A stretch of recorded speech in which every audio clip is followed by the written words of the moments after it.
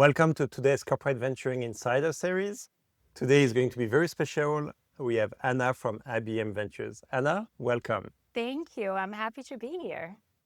Ana, I like to start always the same, which is asking, what was your journey into corporate venturing? My journey was not by any means a straight line. I'm from Brazil originally, and I left Brazil wanting to be an academic scientist. Okay. Yeah. So I went to Toronto. I studied astrophysics. And when I was doing independent research, I realized that I wanted something more other than, just doing things theoretically. I wanted to see things that are more applied. Mm-hmm. So somewhere there's some mystery there. I ended up at MIT Okay. actually as my first job. I had no idea what I was doing, but I found the tech transfer office there. I didn't know what it was. But I fell in love with this idea of how do we translate science from lab to market? How do we think about the scientific knowledge and translate that into something that people can consume or use? So I've been doing that for 18 years, but from MIT, I ended up going to a startup that spun out of MIT. Okay. So I saw the other side, Okay. right? And I love that. I was doing strategy and how do we increase the applications that startup was focused on. And then eventually I ended up making my way into the dark side and corporate. It's not so much of a dark side. It's not. I mean, we have a bad reputation, but it is not the dark side. So I ended up at GE Ventures, and it was the culmination of all of the different jobs that I've had in the past. So the lab to market, building companies, to being in one company and helping scale, and then going to GE Ventures to really start working with founders and help them scale and grow. So that was basically my journey. And then many of the viewers may know GE Ventures. GE was going through a lot of trouble a few years ago. So GE Ventures ended up breaking up. Mm. And I was, a casualty out of that amazing group. Yeah. High-performing group.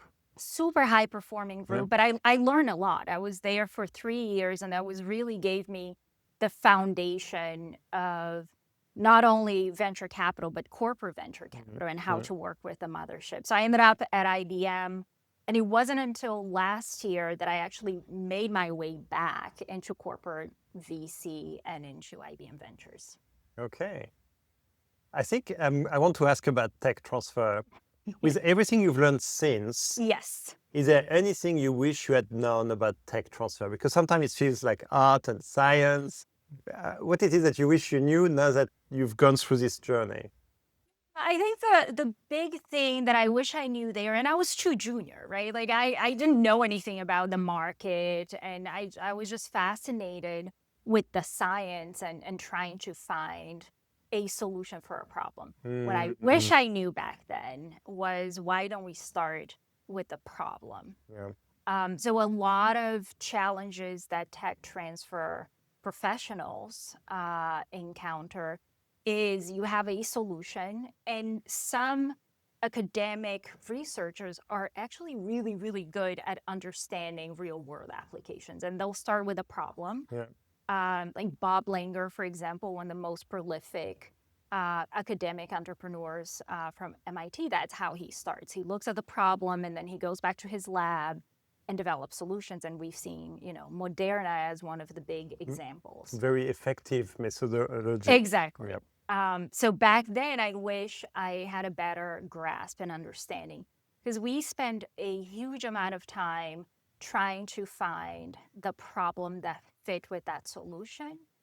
And that's sometimes a big waste of time, because you spend a lot of resources of people trying to find an ultimate, licensor or owner for that technology. Now let's talk about your time as a startup building a solution. Yes. How does that make you a better investor? So understanding the pain points, right? Sitting as a builder, as working in a startup, it's really hard.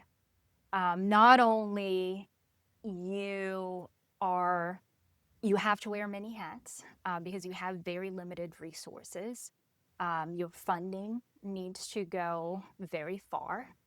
And a lot of times you have a conviction in your vision, but as you're doing the product market fit and you're testing and you're talking to clients out there, you have to pivot.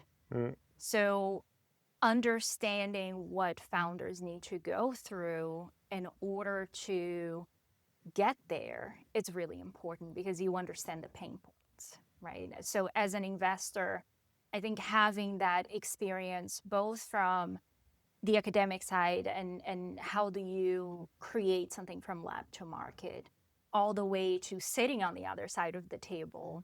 I wasn't the founder myself, but I was part of a startup and understanding the dynamics of what you have to do with your limited resources and how do you scale and access to clients and how hard that is. Yeah. So as an investor, and specifically in the CVC space, is understanding those barriers and how can we as a CVC help those founders break down those barriers very early. So how do we help them connect with clients so they get an early signal? Are they in the right path? Are they solving the right problem?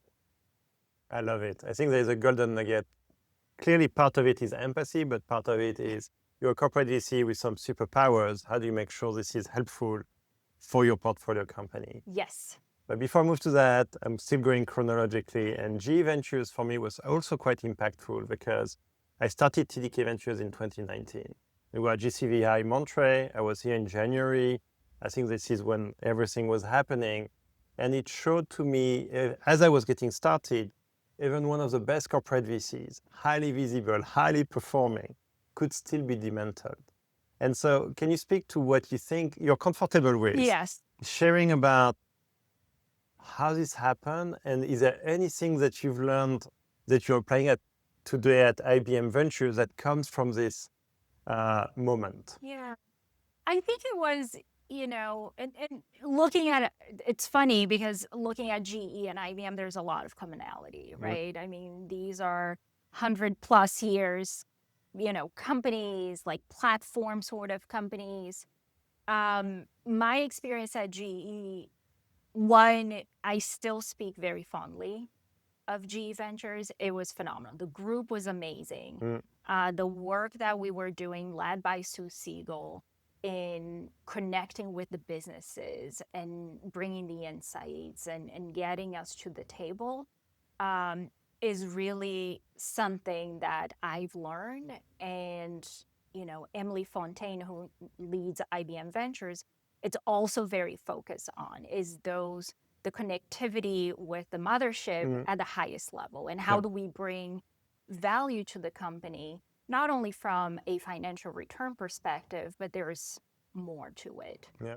I think on, what happened, I think this can happen with anybody, right? I think GE was going through a tough process.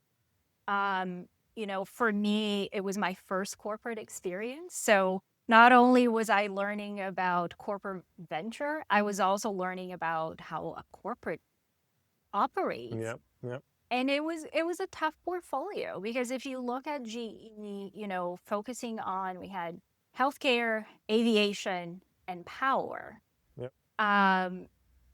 How do you operate that large conglomerate in a very efficient way? I think, the company was struggling with how do you optimize that portfolio, and ultimately, areas that are focused on the long-term vision end up being impacted by it. And it's not surprising that now we see, the three companies, right, that are out there, they're doing well, and maybe they were better separate. And it didn't make sense to have a single corporate VC that covered So the many. entire portfolio. Actually, if I think about IBM, it feels way more crazy if you have an amazing CEO. It feels like maybe it's not as complex from a different functions, different focus, right? Yeah, I mean, IBM has also gone through a lot of changes throughout its history, especially in the last couple of decades. But the one thing that has been very consistent and has helped from a CVC perspective too is the clarity when it comes to our strategy. IBM is very focused. So we're an AI hybrid cloud company, and we're extending now in terms of the future of computing, looking at quantum computers. Yeah. And that clarity and focus not only has really propelled IBM in the last few years in terms of performance, we've been doing really well, but it also certainly helps from a CVC perspective. Yep. We're strategic. Where do we focus on? If we have, many different things that we need to focus on, really, what's the priority? What are the areas? Either you have to have a very large team, so a lot of resources, or you need to define, your priorities and what are the areas that you can support.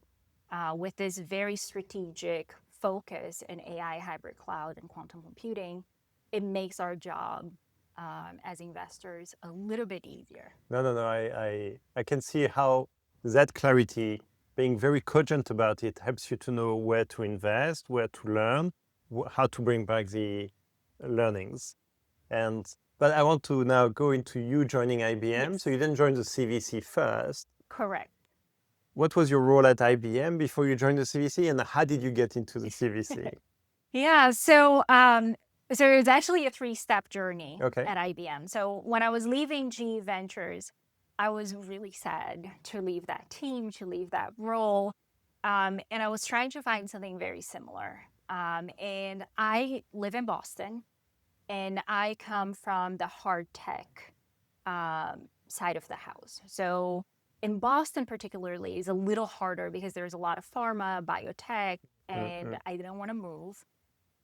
So I was looking for a position where I could stay in Boston, very similar to GE Ventures, but I couldn't find it. But one of my colleagues who had left GE many years ago, he had started a team at IBM Watson Health, which was mostly based in Boston. Okay. Had nothing to do with my background because I wasn't in health. I didn't really have a lot of exposure in AI back in those days.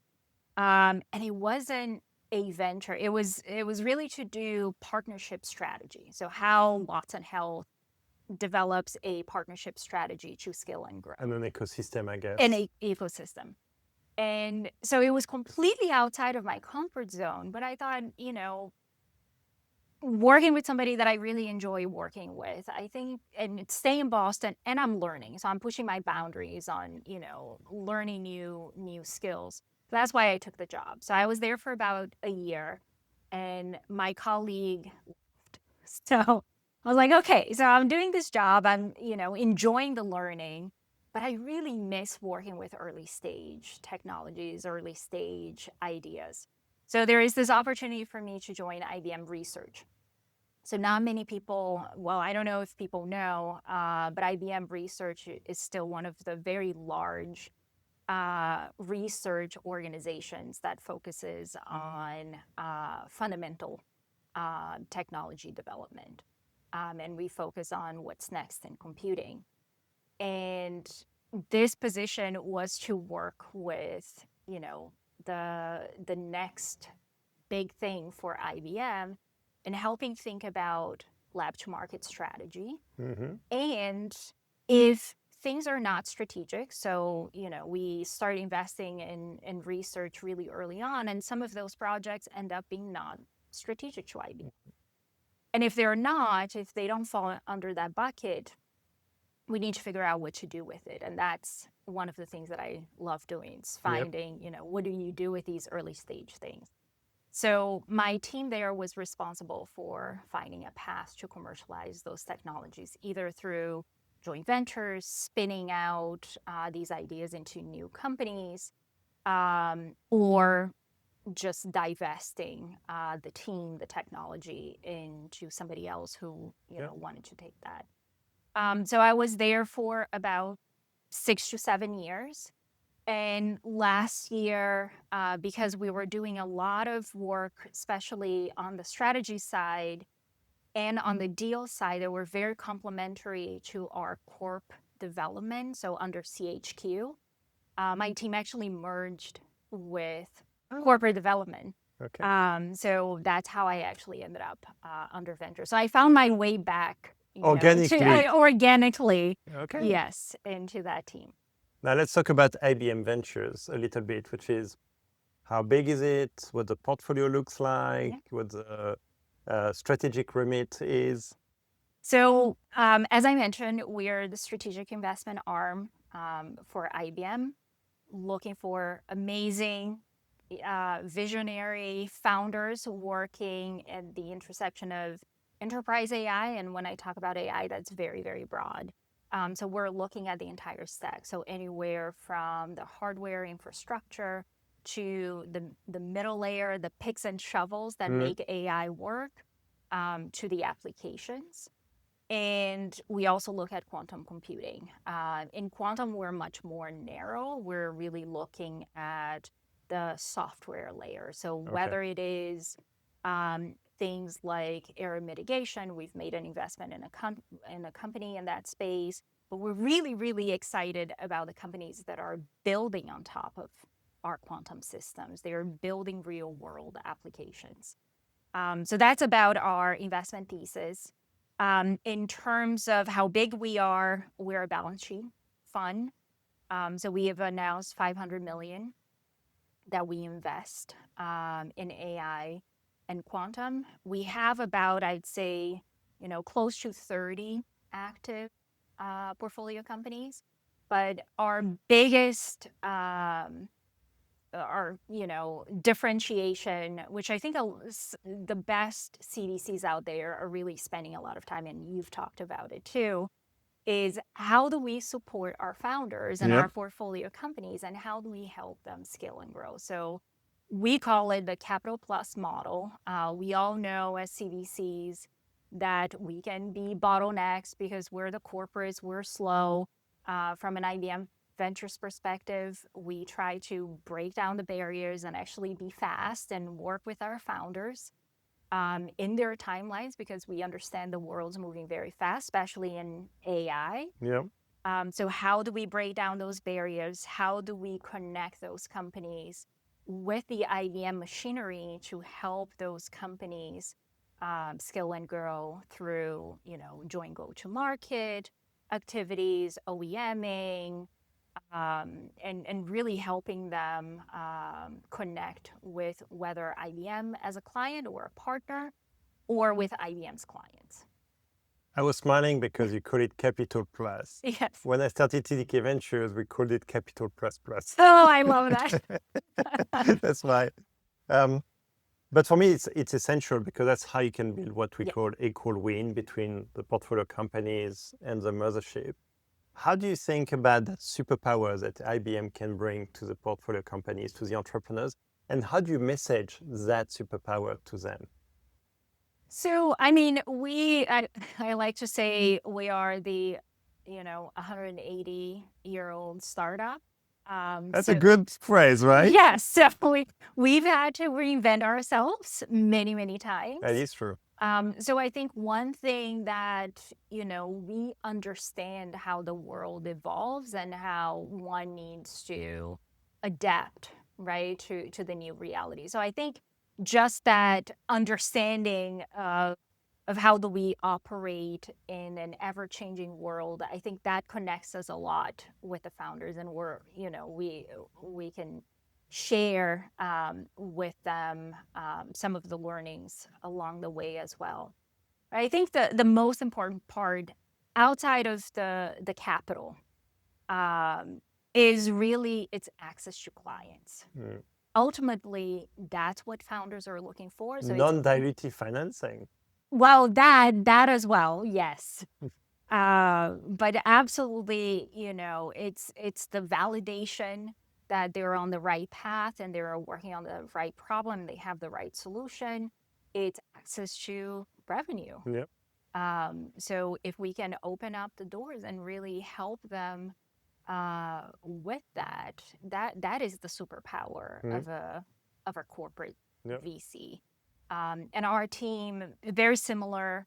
We have a amazing team in the portfolio development side that spends an enormous amount of time working with the founders and navigating through IBM, which is not an easy place. I mean, I've been there for 8 years, and I like to say I'm still a newbie in terms of Okay. navigating and trying to figure out, who is who, and we always come up with something new that I don't even know, like who's responsible for something. You make me feel better now. I think isn't that the biggest problem with most It's a big part of our engagement team's job. So we have 65 different TDK teams we know of. How many IBM teams do you know? Yeah, no, let's not get into that. Okay. Now, one thing you said earlier was bringing that strategic learning back to Yeah. IBM. How do you do that? So we do it in several ways. One, we're well connected with the leaders across the company. We sit under the CFO of the company.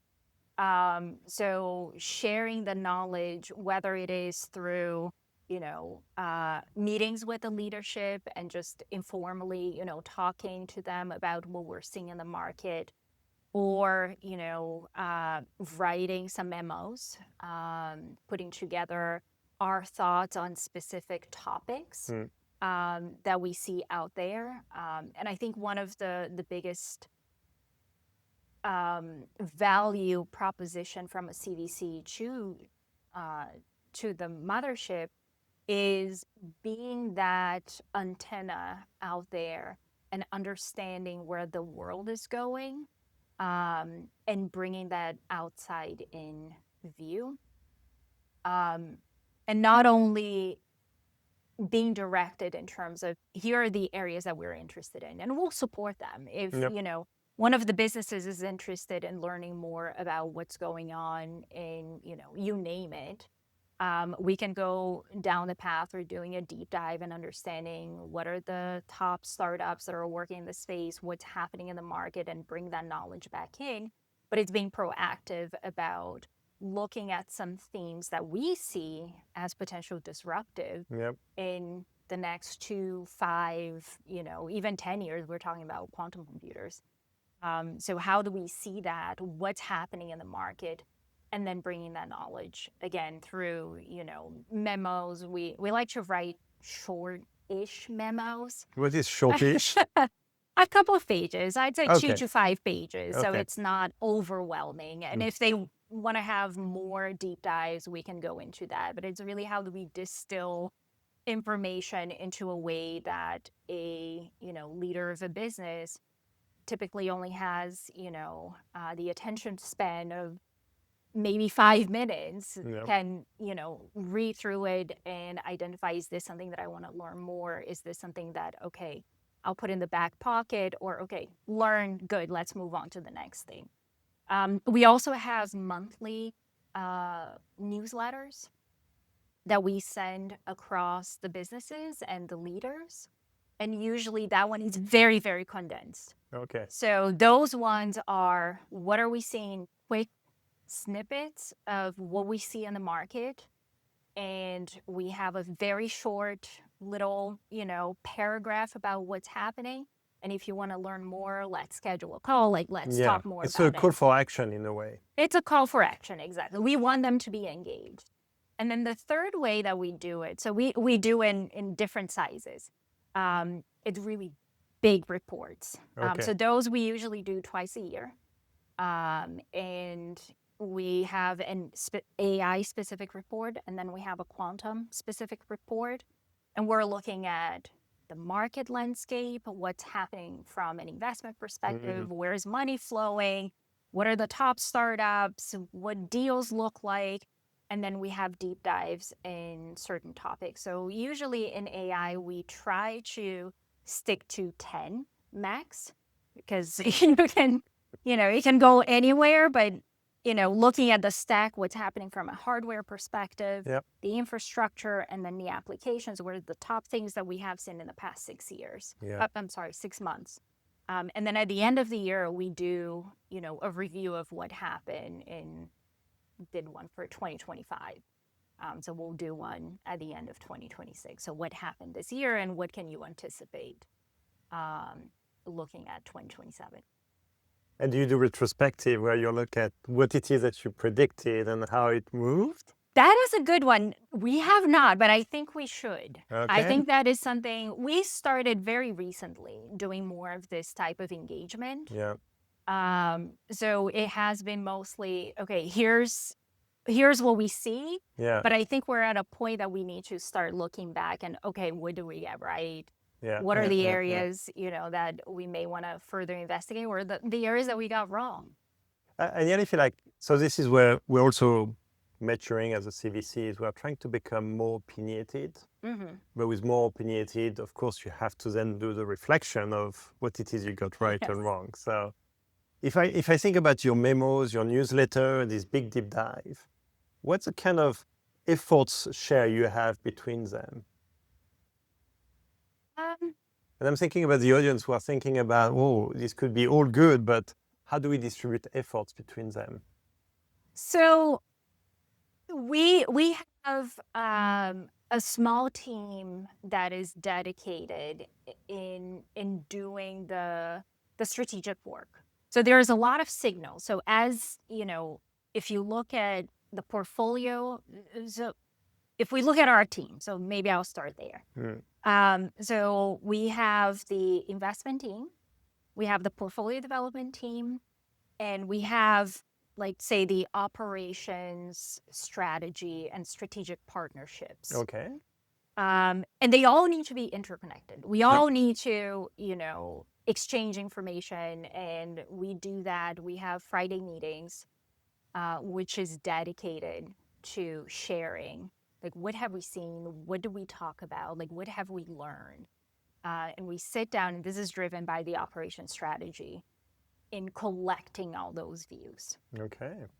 So the little snippets that we send out on the monthly, it's usually driven by that. So it's very dynamic. It has to be something dynamic. It's not, a very large deep dive on what we have done, but it's like, what have we seen the last month? Like, what are signals that we're hearing? And maybe somebody will raise their hand and say, oh, I want to learn more about what's going on in that space. And it's typically weak signals, not the very obvious signals. Exactly. It's, Yeah. It's a weak signal. Sometimes we went to a conference and we talked to 10 different people and somehow they're talking about AI and robotics. And is that a signal? Is that becoming a major focus from an investment perspective?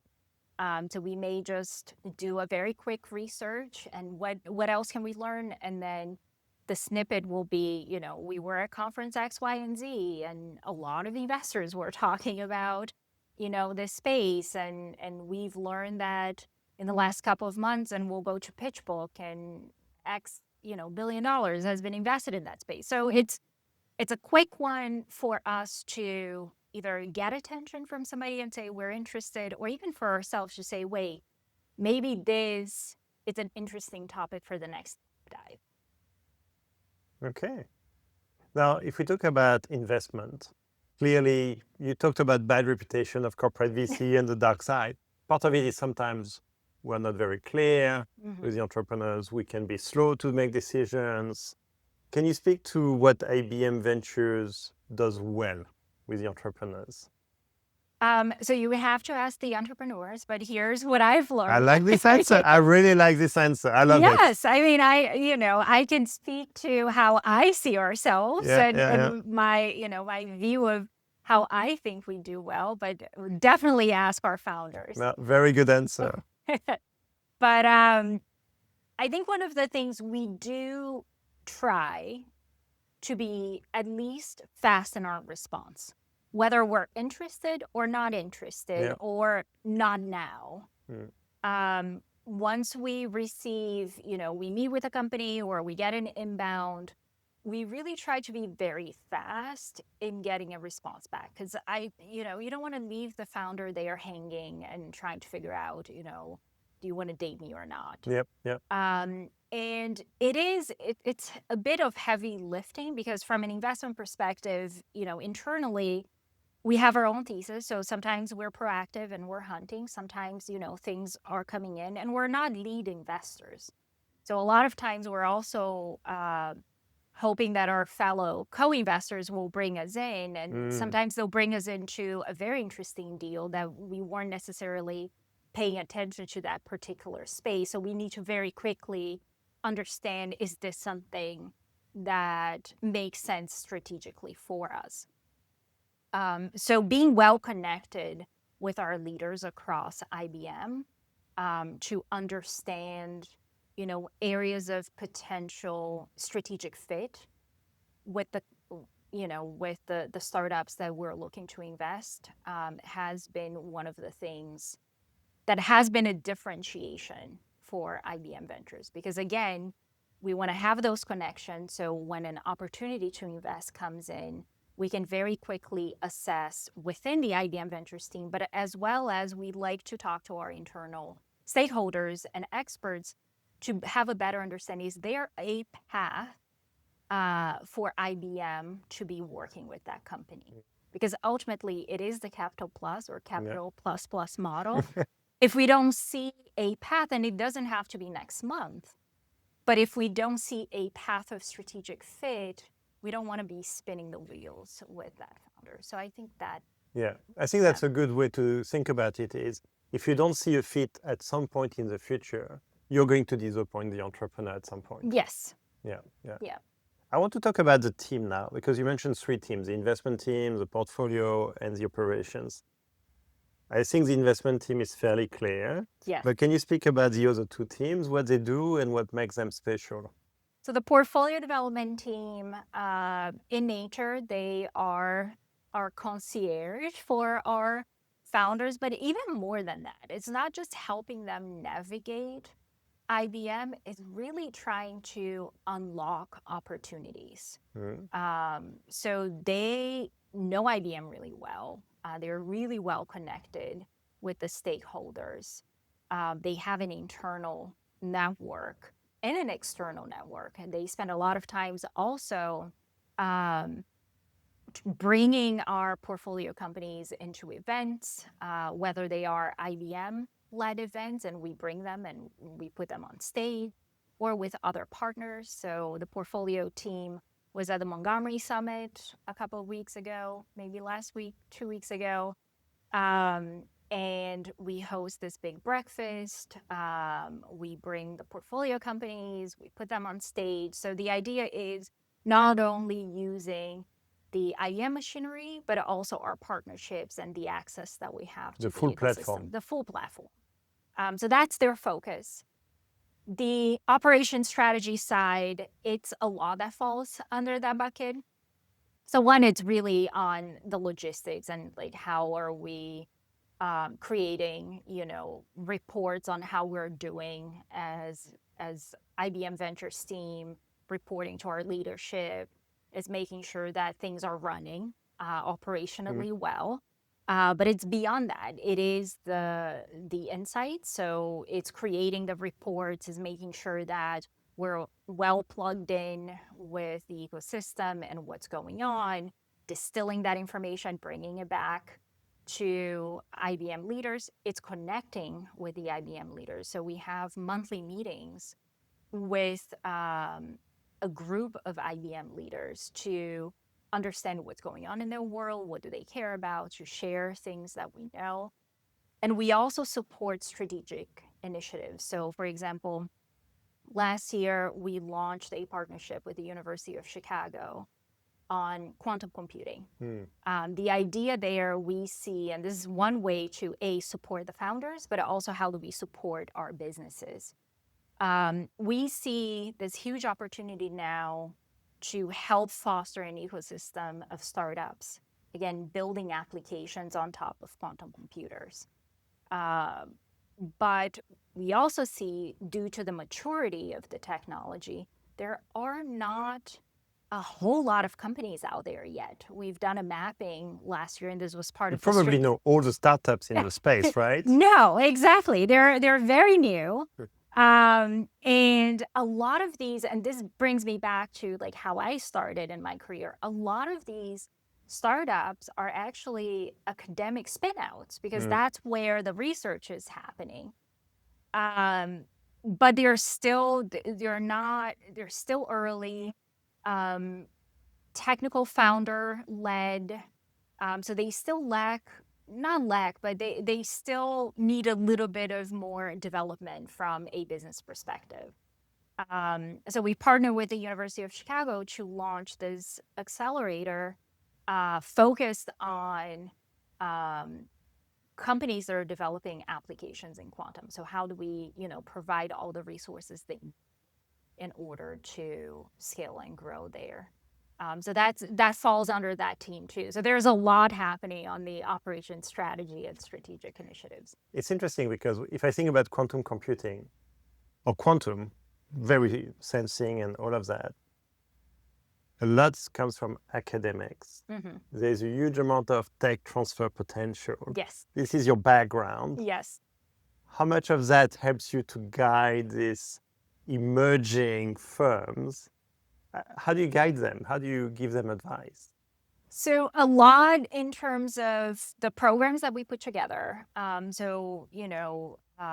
the University of Chicago is looking at their program and curriculum in terms of like what do founders need, but also identifying potential gaps and areas that I think could be very interesting for those founders to learn at that stage as they're, spinning out of academia. And even personally, I mean, IBM Ventures, even with this program in the accelerator, we're mentoring these companies and helping them navigate. One of the things that goes back to my tech transfer days and as an investor as well. So it's the combination of two.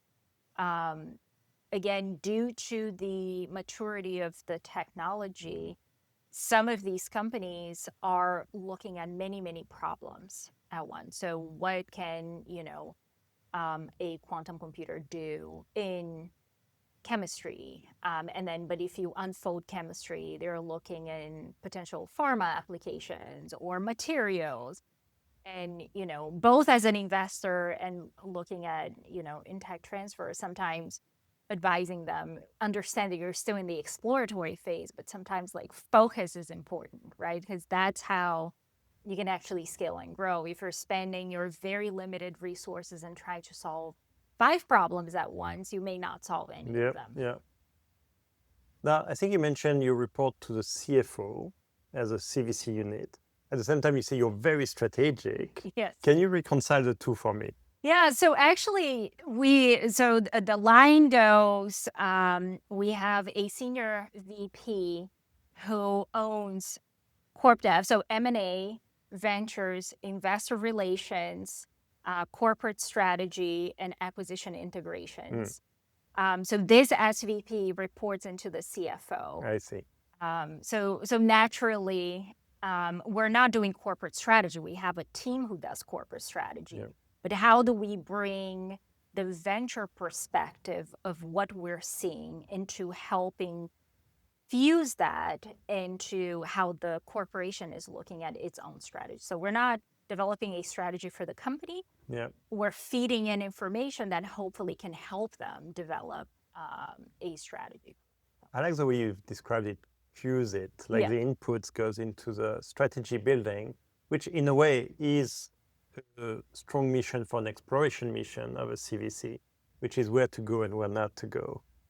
Can you speak to that interface with the corporate strategy team? Because clearly you're in the same reporting line, so you have an advantage where you already have probably the right incentives to work together.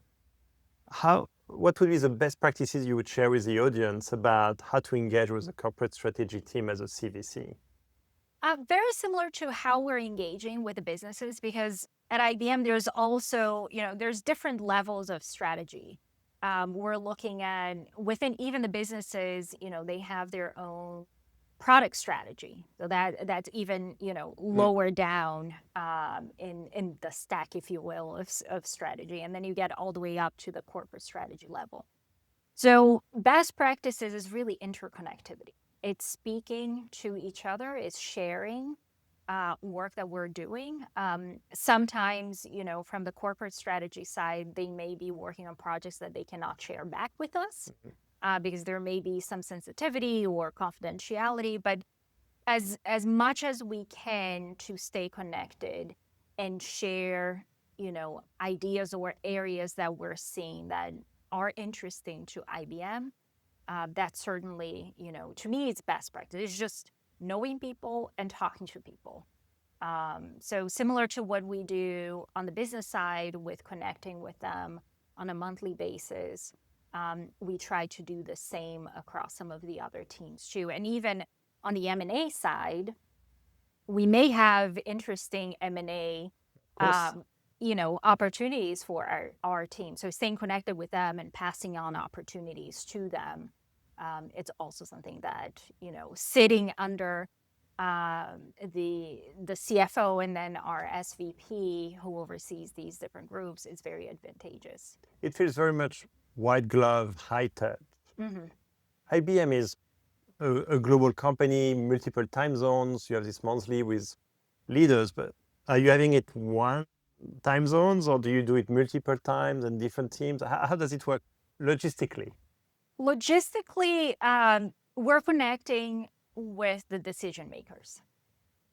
So when we're talking about like strategy or we're looking at interesting areas for us to invest in, we tend to start at the decision maker because ultimately there's less noise. They have the bigger picture of Yep. what's going on in their business, and you're cutting down some of that goo, right, in within the company. So we do tend to stay at that level when we're having these types of discussions. Now, when it comes to portfolio development, sometimes it has to be at a product level because maybe we're OEMing with a specific IBM product. So we have to engage with that team because they need to have the right incentives to do that.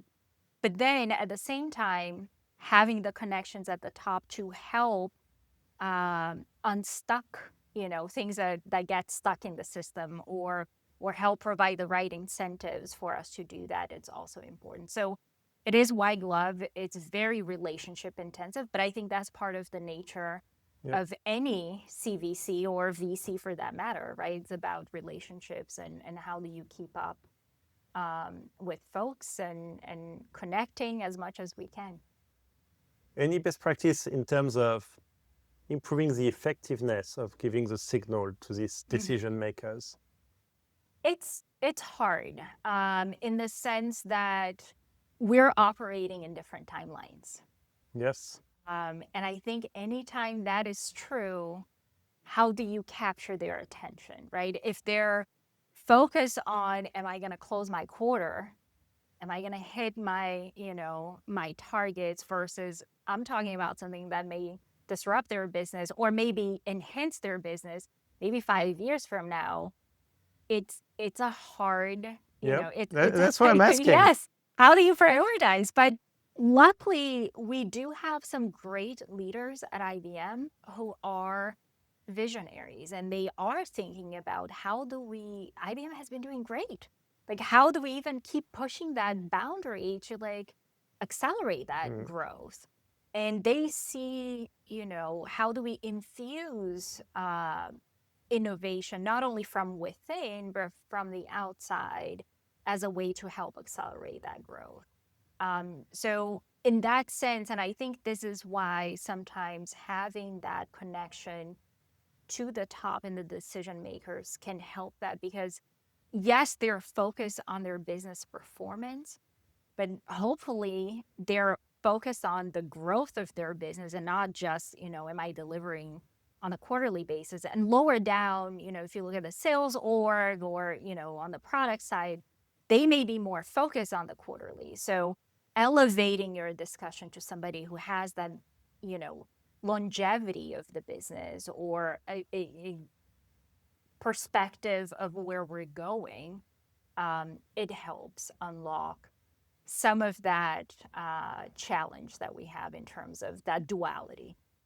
Very nice. I want to go back to the memo, but How much of the memo influences decision makers versus the people who are around them?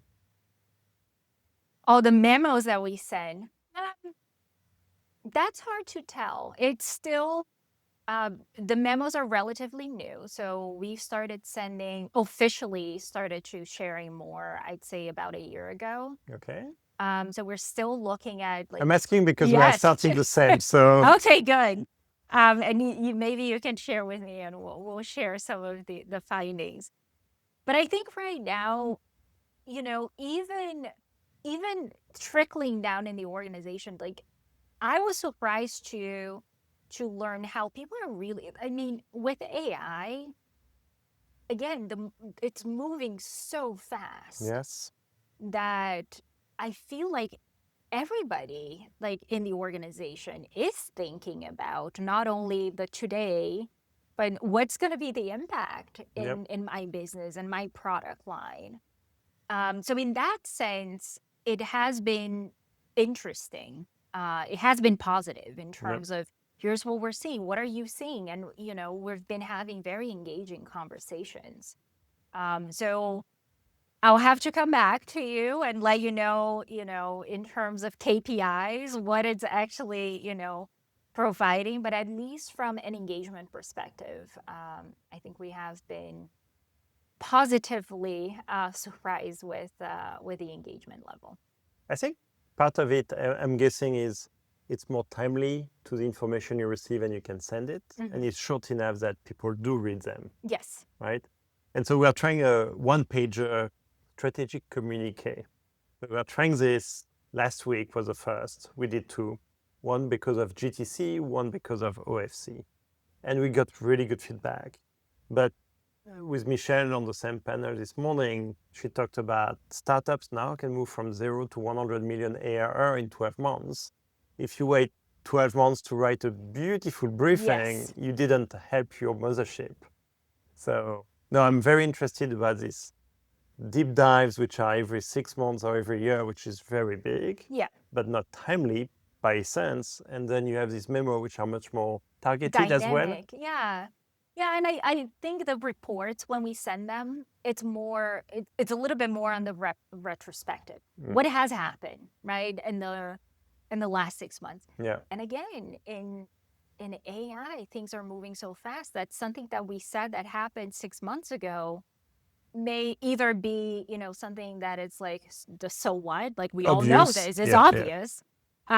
Or, is who cares?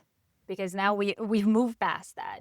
So we do have to have a little bit of a balance. And even the large reports, when we put them out, we try to move them very fast, which is a huge amount of work for the teams. Like, how do we focus on this and try to create something that's still relevant? But I think the conversations that we're having with the teams on a more regular basis, and they don't need to be formal. You don't need to write something. You don't have to write a memo. It's just like, let's connect and have a cadence of. It's an excuse for meeting. It's an excuse for meeting. Obviously, like having some sort of an agenda and preparing for that, because like nobody wants to waste their time in a meeting where, it's going nowhere.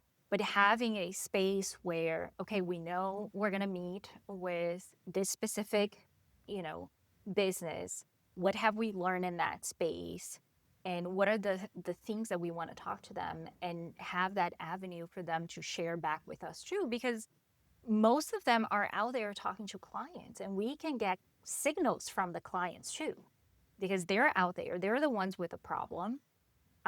They may be meeting with some startups and saying what's working, what's not working. So it's not just a one-way street. We don't like to see ourselves as, we're the experts in the room. We know what's going on. No, like the businesses also understand. They're there. They're on a daily basis working with Customers and with partners. customers. Yeah. So it is really, let's exchange information, and are there areas that we should be more proactively seeking to invest, because maybe our businesses want to explore that specific space without acquiring. or developing in-house. Maybe they just want to see and test the waters, and minority equity is a great vehicle to do that. So I think that engagement and being very timely, Yes, because things are just, moving at breakneck speed. absolutely. Now I want to talk about your partnership with VCs. So clearly we talked a lot about corporate VCs, Yes. but a big element of working with entrepreneurs is how do we complement, how do we augment the cap table, some of them with VCs. How do you see this partnership between VCs and CVCs, and how do you make it work? Well, so for us, we don't lead investment, so it is critical, like having relationships with not only our peer CVCs, but VCs out there as well. It's very important. And it's what's the value that we add as a strategic Yep. investor. So not only selling to the founders themselves, like why they should be working with, IBM Ventures, but it's also developing that relationship with other VCs, and what is it that we bring to the table as a strategic investor, and why should you be working with us as well? So we and sometimes it's just doing little things like let's co-host an event together, right, around a specific theme. Sometimes, we've done partnerships where we'll bring some of our portfolio companies, they'll bring some of their portfolio companies, and maybe we can bring some of our IBM executives Mm. with those companies. So we're bringing the client side of that potential engagement. Um, so it's for us, it's critical building those trusted relationships. Now, if you don't lead, probably don't take board seats, but maybe some observer board. Observer, yeah. Is that a requirement for you? It's not a requirement for us. It's a nice to have. It's not a must have. We've done with some companies. We have not done with other companies. It's just, for some of them, it's interesting for us to have an observer seat. And sometimes it just may not make sense, or, they already have, their pick there, and we're just going to be another body in the room. So would you say you're learning most during the due diligence process, learning the space, or do you learn more after you've made the investment? I think it's both. Well, I think it's along the entire pipeline. So I think, Mm-hmm. for certain spaces, being proactive and learning the space before you make an investment. Yep. And then obviously you'll learn a lot more during due diligence, and even more after you make the investment. I think it needs to be a combination of all of the above. And again, it depends on the theme and when do you engage with. Very nice. Now, if you think about your time at GE Ventures, is there something you learned then that you're applying today Something that I've learned there that I'm using at IBM using Ventures? today.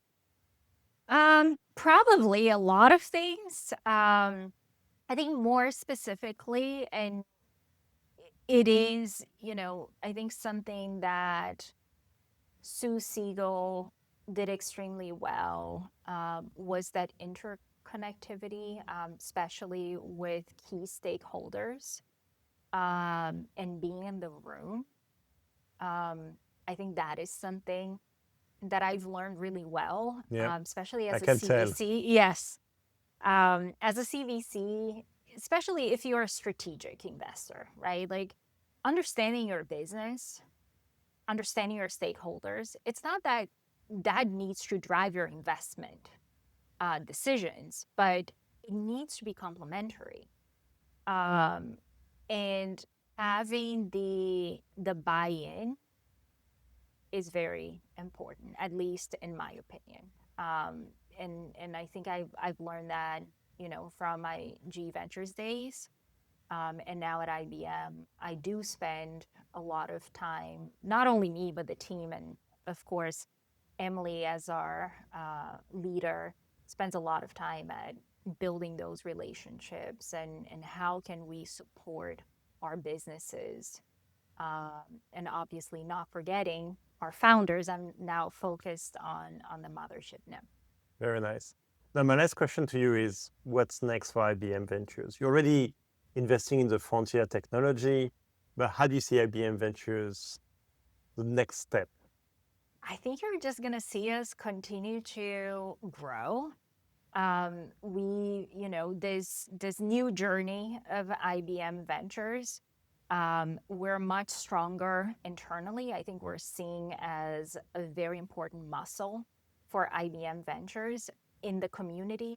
We're growing our traction. I think our brand awareness, it's much higher than it used to be in the last few years. So for us, I think the focus is how do we continue to drive impact, continue to grow? And I don't mean necessarily with number of people. We don't need to build an empire, but how do we continue to grow our presence and make great investments? Thank you, Anna. It was Thank, really nice. thank you so much. It Thank was you. great to be here. Thank you.